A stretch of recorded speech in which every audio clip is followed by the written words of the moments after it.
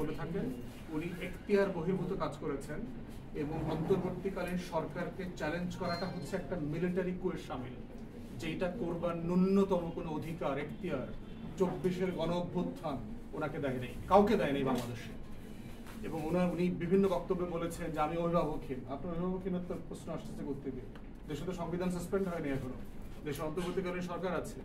উনি বলছেন যে এই সরকারের ম্যান্ডেট নাই তো চট্টগ্রাম বন্দর এইটা সেইটা এগুলো নির্বাচিত সরকারকে করতে হবে। ম্যান্ডেটের প্রশ্ন আলোচনা করবার জন্য উনি কে? ম্যান্ডেট আলোচনা করবে পলিটিক্যাল পার্টিস, ম্যান্ডেট আলোচনা করবে সাধারণ মানুষ, ম্যান্ডেট আলোচনা করবে। আর ম্যান্ডেট নাই মানে কি? গণ অভ্যুত্থান ইটসেলফ একটা ম্যান্ডেট, যা বাংলাদেশের ইতিহাসের সবচেয়ে ম্যান্ডেটওয়ালা সরকার হচ্ছে এই সরকার, যে সক্রিয় প্রত্যেকটা রাজনৈতিক দল যেই সরকারকে অনুমোদন দিয়েছে দায়িত্ব পালন করবেন। আপনার যদি কোনো কনসার্ন থাকে আপনি উপদেষ্টার সাথে বসবেন, প্রধান উপদেষ্টার সাথে বসবেন, তাকে বলবেন দেশের স্বার্থে এটা হওয়া উচিত, এটা হওয়া উচিত না।